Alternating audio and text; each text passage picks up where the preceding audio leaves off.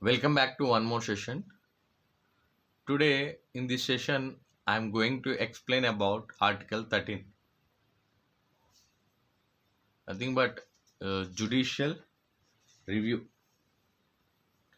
The main objective of Article 13 is to secure the paramountcy of the Constitution, especially with regard to fundamental rights. Article 13 in fact provides for the judicial review of all legislations in India, past as well as future. This power has been conferred on the High Courts and the Supreme Court of India under Article 226 and Article 32 with respectively, which can declare a law unconstitutional if it is inconsistent with any of the provisions of Part 3 of the Constitution. Already we know Part 3 of the Constitution is nothing but fundamental rights. Here it is mentioned that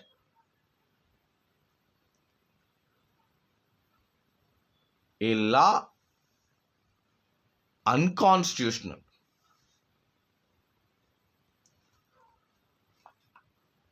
if it inconsistent with any of the provisions of Part 3 of the Constitution. All pre-constitutional laws inconsistent with fundamental rights will become void only after the commencement of the Constitution. All pre-constitutional laws inconsistent with fundamental rights will become void only after the commencement of the Constitution, which states that the statement states that Article 13 is prospective in nature, not retrospective. So once we observe a case, that is Keshava Madhav Menon versus State of Bombay, AIR 1951 SC 128. In this case, the Supreme Court observed there is no fundamental right that a person shall not be prosecuted and punished for an offense committed before the Constitution came into force. So this is also clearly mentioned that it clearly explains that Article 13 is a prospective in nature. So just before I given a statement that either Supreme Court or High Court can be declared a law is unconstitutional.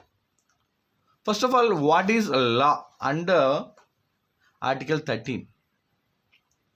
For the purpose of Article 13, law is defined as including an ordinance which is issued by President under Article 123 or by the Governor under Article 213, or any order, regulation or notification, or custom or usage, etc.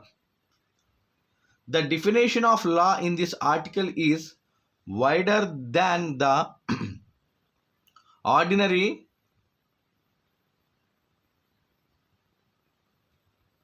connotation of law, which refers to enacted law or legislation. departmental instructions, neither law within the meaning of Article 13 Clause 3A nor are procedure established by law within the meaning of Article 21. Though the term law includes all laws in force, that is custom, usage, order, ordinance, anything. Personal laws of Hindus, Muslims, and Christians are excluded from the definition of law for the purpose of this article. These personal laws of Hindus, Muslims, and Christians are excluded from the definition of law for the purpose of this article. This is a brief with respect to the Article 13. In various Supreme Courts are while interpreting Article 13, various doctrines also mentioned in their judgments, like doctrine of severability, doctrine of eclipse, doctrine of waiver, and doctrine of evil, or doctrine of lifting the evil. So these type of doctrines also can be mentioned by the Supreme Court in various judgments. We'll discuss that or those in next video. Thank you.